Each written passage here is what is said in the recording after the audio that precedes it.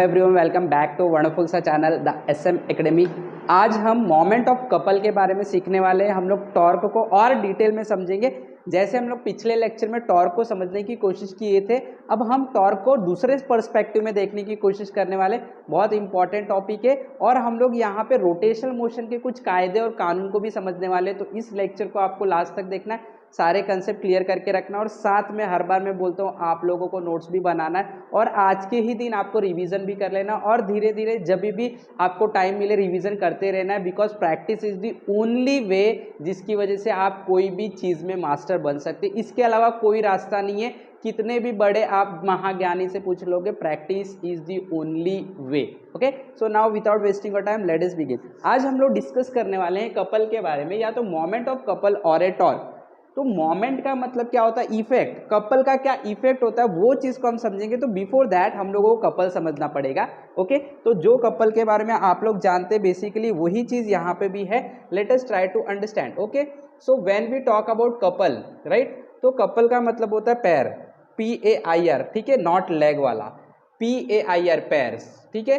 तो इसके अंदर ये जो कपल है, ये कपल ऐसे कंडीशन को कहा जाता है या ऐसे कंडीशन के वहां पे प्रेजेंट होता है जहां पे किसी सिस्टम के ऊपर दो फोर्स काम कर रहे हैं, दोनों फोर्स पैरेलल है, दोनों फोर्स अपोजिट और दोनों फोर्स अलग अलग पॉइंट पे काम कर रहे हैं। ये चीज को ध्यान में रखो।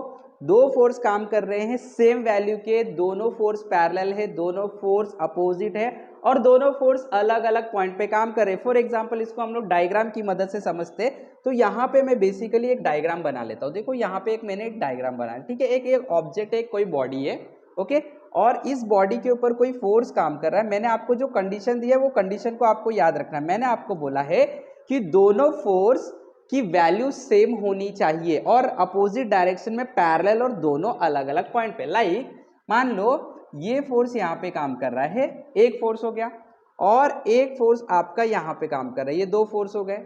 अब देखो आप लोग, ये दोनों फोर्स की वैल्यू सेम हम बता देते हैं। ये F1 है मान लो और ये F2 है, और मैं एक कंडीशन लिख देता हूँ, इसी के अंदर लिख देता हूँ। चलो मैं बोल देता हूँ F1 is equal to F2 is equal to F। दोनों का वैल्यू सेम है, सिर्फ नाम हम लोग ने अलग दिया, ठीक है।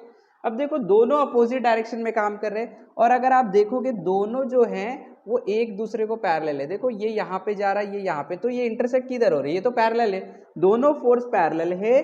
और अगर आप देखोगे दोनों फोर्स अलग अलग पॉइंट पे काम कर रहे हैं, एक फोर्स यहाँ पे काम कर रहा है, एक फोर्स यहाँ पे। तो ऐसे सिस्टम को, ऐसे जोड़ी को, ऐसे पेयर को हम कपल का नाम देते हैं। So this is basically couple, यही चीज को कपल बोलते हैं। What is couple? So couple are two force acting on any system which are parallel, which are opposite and acting at two different point, ठीक है। और इसका जो इफेक्ट आता है, इसकी वजह से होगा क्या, ये इफेक्ट को मोमेंट ऑफ कपल बोलते हैं या तो टॉर्क बोलते हैं। बेसिकली आप लोगों ने जो पिछले लेक्चर में देखा था, टॉर्क का मतलब हमने सीखा था कि टॉर्क एक रोटेशनल इफेक्ट क्रिएट करता है, बिल्कुल सही था। लेकिन जब भी आपके पास इस तरीके का सिस्टम होगा वापस से टॉर्क क्रिएट होगा, बट इस केस में जो भी रोटेशनल मोशन होगा ये प्योर रोटेशन मोशन होगा। जब भी हम लोग टॉर्क के बारे में बात किए थे लास्ट लेक्चर में, वो हमारा प्योर रोटेशन नहीं था, वो हमारा प्योर रोटेशन नहीं था। बट जब भी कपल के बात करते हैं हम, तो कपल के केस में हमेशा प्योर रोटेशन क्रिएट होता है, परफेक्टली ये रोटेट करेगा ही बॉडी। क्लियर? तो ये कंडीशन भी रखना पड़ेगा, दोनों फोर्स रहना चाहिए अपोजिट डायरेक्शन में पैरेलल और दो डिफरेंट पॉइंट पे काम करना चाहिए। तो ये जो चीज है इसी का नाम हम लोग ने कपल रखा। ओके, अब इसका डेफिनेशन यहाँ पे हम लोग बना सकते हैं। So it is basically defined as, यहाँ पे मैं लिख देता, it is basically defined as two parallel force of same magnitude, value same रहेगा, okay, of same magnitude acting in opposite direction, acting in opposite direction at two different point, at two different point. इसी को हम लोग couple बोलते हैं, pair बोलते हैं, जोड़ा बोलते हैं। और इसके इफेक्ट को, इसका जो टर्निंग इफेक्ट आता है उसी को हम लोग मोमेंट ऑफ कपल या टॉर्क का नाम देते हैं, ठीक है। अब हम लोग देखने वाले कि इससे टॉर्क कितना क्रिएट होगा। ये जो आपको कंडीशन दिख रहा है, कोई ऑब्जेक्ट है, ठीक है, और एक हम लोगों के पास सेंटर ऑफ रोटेशन भी रहना चाहिए जिसके चारों बाजू में ये रोटेट होगा, ठीक है, ये रोटेट हो जाएगा और आप लोगों को पता है ये इस डायरेक्शन में रोटेट होगा। ये वाला फोर्स इधर रोटेट करेगा, ये वाला फोर्स इसको यहाँ पे रोटेट, और ये इस तरीके से रोटेट हो जाएगा, ये आपका एक्सिस ऑफ रोटेशन। क्लियर। अब इसकी वजह से जो टर्निंग इफेक्ट क्रिएट होगा, ये कपल के वजह से जो टर्निंग इफेक्ट क्रिएट होगा, वो turning effect that is moment of couple कितना होगा, कैसे मेजर किया जाएगा, क्या मैथमेटिकल कैलकुलेशन होगा, उसको हम डिस्कस कर लेते हैं। ओके, अभी देखो यहाँ पे हम इसे डिस्कस कर सकते हैं। फॉर एग्जाम्पल यहाँ पे देखो, मान लो कि ये एक फोर्स है, ओके, और ये भी एक फोर्स है, और दोनों के बीच में जो परपेंडिकुलर डिस्टेंस है, परपेंडिकुलर डिस्टेंस की मैं बात करूंगा, ये देखो ये रहा परपेंडिकुलर डिस्टेंस, इसको मैं स्ट्रेट लाइन से बता देता हूं, ये रहा आपका परपेंडिकुलर, और मान लो ये परपेंडिकुलर डिस्टेंस है r, ठीक है, परपेंडिकुलर डिस्टेंस की बात करेंगे। तो इस कपल की वजह से जो मोमेंट क्रिएट होगा, जो टॉर्क क्रिएट होगा, that torque is mathematically given by, mathematically जो आप लोगों ने पिछले लेक्चर में देखा था, मैथमेटिकली ये जो टॉर्क क्रिएट होगा moment of couple, that will be given by same thing, that is दोनों फोर्स के बीच में परपेंडिकुलर डिस्टेंस कितना, जिसको हम लोग पिछले लेक्चर में मोमेंट आर्म का नाम दिए थे, मल्टीप्लाई बाय कोई भी एक फोर्स का वैल्यू, कोई भी एक, क्योंकि दोनों फोर्स का वैल्यू सेम है, तो कोई भी एक। इस फॉर्मूले से आप लोगों को पता चल जाएगा मोमेंट ऑफ कपल कितना काम कर रहा है, या तो टॉर्क कितना काम कर रहा है, रोटेशनल इफेक्ट कितना आने वाला है। This is the formula for torque. अगर आप इसका यूनिट बनाओगे तो यूनिट क्या बनेगा, देखो ये क्या है, परपेंडिकुलर डिस्टेंस है, तो ऑब्वियसली ये मीटर होगा, ये फोर्स है तो ये न्यूटन होगा, तो बेसिकली हम लोग इसको कैसे पढ़ेंगे, हम लोग पढ़ेंगे न्यूटन मीटर, राइट। अगर हम इसके डायमेंशन की बात करेंगे तो इसका डायमेंशन क्या बनेगा, इसका डायमेंशन बनेगा, जरा ध्यान से देखोगे, ये क्या डिस्टेंस है, परपेंडिकुलर डिस्टेंस है, तो इसके लिए L1 बन जाएगा, राइट।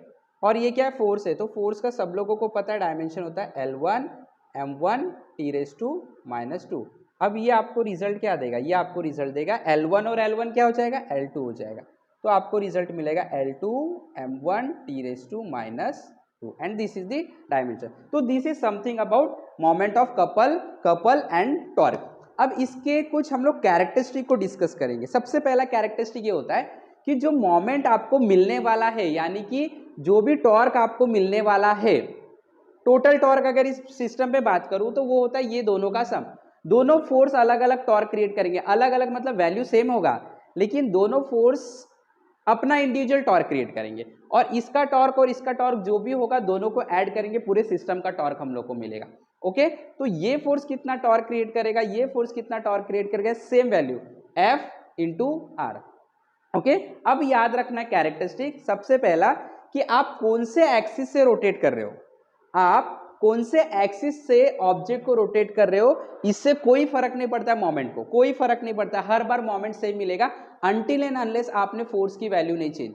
अगर आपने फोर्स की वैल्यू चेंज कर दी, ये जो फोर्स अप्लाई हो रहा है इसकी वैल्यू चेंज कर दिया आपने, और ये दोनों के बीच में परपेंडिकुलर डिस्टेंस चेंज कर दिया, तो ही मोमेंट चेंज होगा, मोमेंट ऑफ कपल चेंज होगा, नहीं तो एक्सिस बदलने से, आप इसके चारों बाजू में इसको घुमाओ, आप इसके चारों बाजू में इसको घुमाओ, आप यहाँ पे कहीं पे कोई रेफरेंस ले लो, उसके चारों बाजू में इसको घुमाने की कोशिश करो, कोई फर्क नहीं पड़ता, मोमेंट हमेशा, moment of couple that is torque हमेशा आपको सेम ही मिलेगा। ये सबसे इंपॉर्टेंट कैरेक्टरिस्टिक है। तो मैंने क्या बताया आपको, क्या नहीं चेंज करना है, आपको दोनों फोर्स का वैल्यू को नहीं चेंज करना है, और सेकेंड आप लोगों को ये दोनों के बीच के डिस्टेंस को नहीं चेंज करना है। क्लियर, ये चीज़ है बहुत इंपॉर्टेंट। थोड़ा सा और इसके बारे में डिस्कस कर लेते हैं। जैसे एग्जांपल मान लो आपके पास एक ऑब्जेक्ट है, ये ऑब्जेक्ट है मान लो, ठीक है, इसके ऊपर 2 पॉइंट पे आप फोर्स लगा रहे हो, कोई भी 2 पॉइंट पे फोर्स लगा लेते हैं।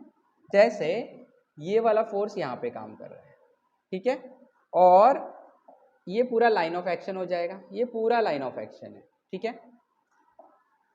एक फोर्स इस डायरेक्शन में काम कर रहा है ये, और ये पूरा लाइन ऑफ एक्शन हो जाएगा, सॉरी ये पूरा आपका लाइन ऑफ एक्शन है। तो मान लो ये जो फोर्स है आपका, ये फोर्स है F1, ठीक है, और ये जो फोर्स है F2, और मान लो मतलब क्या, यही तो कंडीशन है, F1 और F2 दोनों सेम रहेंगे। यहाँ पे लिख देता हूँ F1 is equal to F2 is equal to F, ये कंडीशन आपको रखना ही है, क्योंकि दोनों फोर्स सेम होना चाहिए, purely rotational motion. Clear, okay. चलो अब देखो, मान लेते हैं हम लोग कि ये दोनों के बीच में जो परपेंडिकुलर डिस्टेंस है, ये बोल देता हूं मैं R है, परपेंडिकुलर, स्ट्रेट नहीं, ये लाइन स्ट्रेट बना लेता हूँ मैं। हाँ अभी स्ट्रेट है, ये परपेंडिकुलर डिस्टेंस आर है। यहाँ पे अगर आप देखोगे तो ये आपको परपेंडिकुलर दिखेगा 90 डिग्री, ठीक है, परपेंडिकुलर डिस्टेंस आर। अब जिस पॉइंट पे फोर्स लगाया जा रहा है, जैसे मान लो आप एक फोर्स ये वाला इस पॉइंट पे लगा रहे हो और ये फोर्स इधर लगा रहे हो, ये दिख रहा है, यहां से ही लगा रहे हो, यहाँ पे मैंने डायरेक्शन सिर्फ दिखा है, ठीक है, यहाँ पे और एक फोर्स यहाँ पे लगा रहे हो, ठीक है। अब जिस पॉइंट पे फोर्स लग रहा है उस पॉइंट को किसी रेफरेंस से आप लोगों को क्या करना पड़ेगा, रेडियस वेक्टर से दिखाना पड़ेगा। कोई भी वेक्टर से दिखा देते हैं, जैसे एग्जांपल मान लो ये जो फोर्स लग रहा है इसके ऊपर, ये वाला जो फोर्स लग रहा है इसके ऊपर, मान लेते हैं कि ये फोर्स F2 वाले लाइन ऑफ एक्शन से यहाँ ये रेफरेंस से इधर पे है और इसका वैल्यू है F1 पे लग रहा है ना, फोर्स 1 पे ड्यू टू 2, ठीक है। और इस पॉइंट पे जो फोर्स लग रहा है इस फोर्स ऑफ एक्शन से मान लो ये है R, सेकेंड वाले पे लग रहा है ड्यू टू 1, ठीक है, ये रेडियस, ठीक है। क्या किया देखो, एकदम कंफ्यूज नहीं होना है, इस पॉइंट पे और इस पॉइंट पे फोर्स लग रहा है, ये एक ऑब्जेक्ट है, इस ऑब्जेक्ट को और मैं कुछ अच्छी तरीके से बता देता हूं। मान लो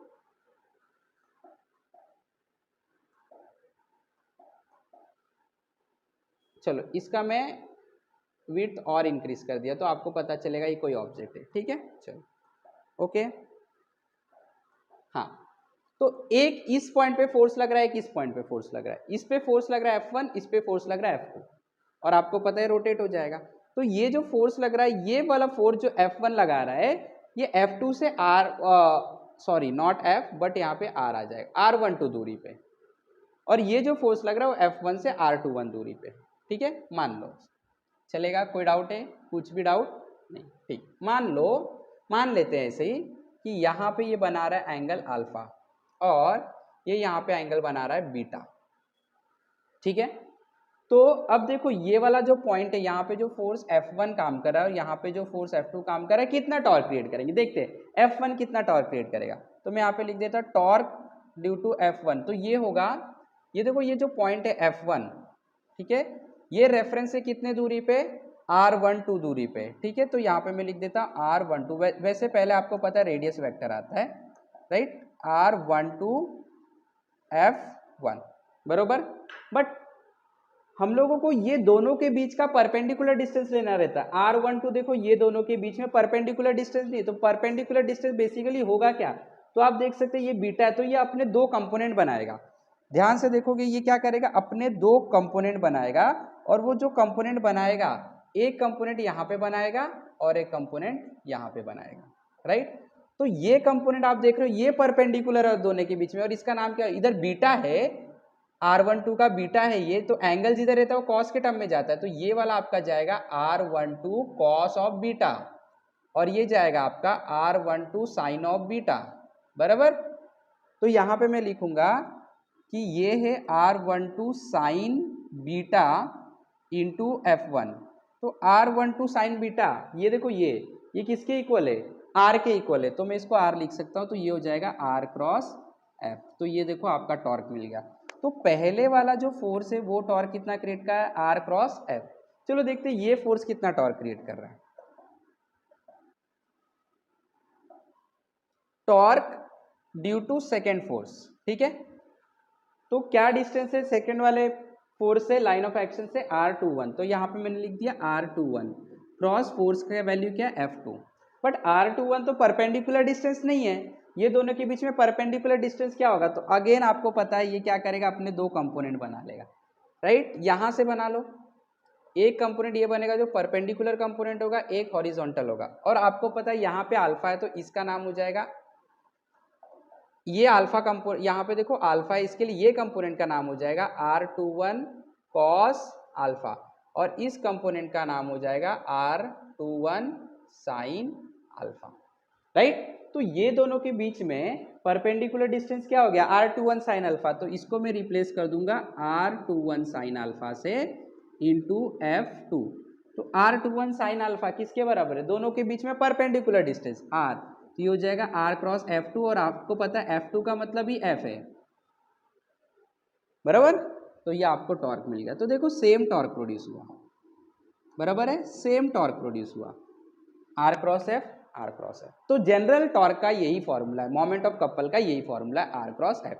अब इसकी कैरेक्टरिस्टिक को हम लोग मैथमेटिकली डिस्कस करेंगे। कैरेक्टरिस्टिक क्या है, ये जो मोमेंट ऑफ कपल है ये एक्सिस ऑफ रोटेशन पे डिपेंड ही नहीं करता, इसको हम लोग समझने की कोशिश करते हैं, ठीक है। जरा देखो ध्यान से, मैं यहाँ पे टॉपिक का नाम लिख देता हूं, to show that moment of couple, moment की बात करें, हाँ, मोमेंट का मतलब टॉर्क होता है जो उसका रोटेशनल इफेक्ट है, does not depend on axis of rotation,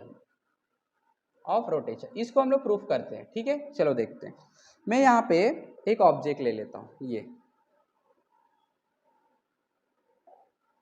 okay, और यहाँ पे कहीं पे हम लोग एक्सिस ऑफ रोटेशन ले लेते हैं, तो यहाँ पे मैं बोल देता हूँ हमारे पास एक्सिस ऑफ रोटेशन, ये एक्सिस ऑफ रोटेशन ऐसे दिखा रहा हूँ, ठीक है। चलो, एक फोर्स हम क्या करते हैं, यहाँ पे अप्लाई करते हैं, और एक फोर्स हम यहाँ पे अप्लाई करते हैं, और अब हम क्या करेंगे, इसका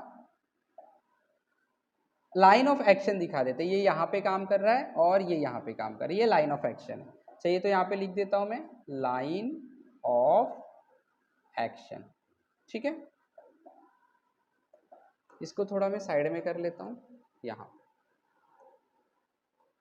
चलेगा, लाइन ऑफ एक्शन। अब मान लो कि ये दोनों के बीच में जो परपेंडिकुलर डिस्टेंस है, राइट, परपेंडिकुलर डिस्टेंस की बात करता हूं, ये वाला, ये मैं बोल देता हूं आर है, चलेगा। अब जो ये वाला फोर्स है जिसका नाम हम लोग F1 रख देते हैं, F1, और इसका नाम मैं रख देता हूं F2, ये दोनों फोर्स सेंटर ऑफ एक्सिस से, F1 जो है not centre of axis but हम लोग बोलेंगे रोटेशन, सेंटर ऑफ रोटेशन से मान लेता हूं P दूरी पे, कितने, P, ओके, ये P दूरी पे है, और ये जो फोर्स है ये सेंटर से लेना है, ठीक है, लेकिन अभी समझ लो आप, यहां से एक्चुअली लिया जाता है, सेंटर से लिया जाता है, ठीक है। ये है Q, ओके। चलो अब हम लोग मोमेंट निकालेंगे। अब मुझे बताओगे ये F1 फोर्स है, तो torque due to F1 force क्या आएगा, टॉर्क 1 होगा, और ये होगा, देखो इसका वैल्यू F1 है और इस फोर्स का एक्सिस ऑफ रोटेशन से दूरी क्या है, P, तो मैं लिखूंगा P क्रॉस F1, बराबर, ओके। अब सेकेंड वाला फोर्स कितना टॉर्क क्रिएट कर रहा है उसको भी देख लेते हैं। ये सेकेंड वाला फोर्स, ये कितना टॉर्क क्रिएट करेगा, आंसर है इसका डिस्टेंस एक्सिस से कितना है, Q, तो ये करेगा Q क्रॉस F2, करेक्ट। अब टोटल कितना होगा, टोटल टॉर्क कितना बनेगा, टोटल मोमेंट ऑफ कपल कितना बनेगा, तो ये बनेगा total moment of couple is equal to torque 1 plus torque 2, clear. अब देखना है आपको, अगर एंटी क्लॉकवाइज रोटेशन में कोई फोर्स घुमा रहा है, टॉर्क बना रहा है, तो उसे हम पॉजिटिव लेंगे, अगर क्लॉकवाइज में कर रहा है तो उसे नेगेटिव लेंगे, ठीक है। चलो, anti clockwise positive, clockwise negative. अब देखो ये एक्सिस है, ये इधर फोर्स लगा रहा है, तो ये ऑब्जेक्ट तो ऐसे ही घूमेगा, मतलब एंटी क्लॉकवाइज, और ये फोर्स ऐसे लगा रहा है, एक्सिस ऑफ रोटेशन इधर, तो ऑब्जेक्ट ऐसे ही घूमेगा, ये भी एंटी क्लॉकवाइज, मतलब दोनों एंटी क्लॉकवाइज, इसके लिए टॉर्क दोनों का पॉजिटिव होगा, तो ये होगा आपका टॉर्क 1 होगा P cross F1 plus P cross F2, तो ये आपका हो जाएगा। अब आपको पता है F1 और F2, इसको मैं ऐसे लिख सकता हूँ P cross F plus, sorry ये Q है, Q क्रॉस F2 लिख सकता हूँ, क्योंकि F1 और F2 तो सेम है, यहाँ पे बताना पड़ेगा हम लोगों को, F1 is equal to F2 is equal to F, क्योंकि हम लोग ने यही तो नियम सीखा है, क्या, दोनों फोर्स सेम रहना चाहिए मैग्नीट्यूड में, राइट। तो यहाँ से P और Q को कॉमन निकालो, तो P प्लस Q कॉमन आ जाएगा, sorry not P plus Q but F common आ जाएगा, ओके। और आपको जो रिजल्ट मिलेगा P प्लस Q, देखो डायग्राम में P प्लस Q क्या दे रहा है, R, तो आपको रिजल्ट क्या मिला, R क्रॉस F। तो टोटल जो मोमेंट ऑफ कपल बन रहा है या टॉर्क बन रहा है वो बन रहा है R क्रॉस F, क्या बन रहा है, R क्रॉस F, क्लियर हो गया। तो ये एक्सिस के अबाउट में हम लोग को मोमेंट ऑफ कपल मिला R क्रॉस F। अब हम लोग क्या करते हैं, एक्सिस को बदल देते हैं, मैं यहाँ पे सेपरेशन कर रहा हूँ, एक्सिस को बदल देते हैं। अब मैं क्या करने वाला हूँ, देखो ध्यान से, एक्सिस को बदलता हूँ, सारे सिस्टम को सेम रखूंगा, ठीक है, ये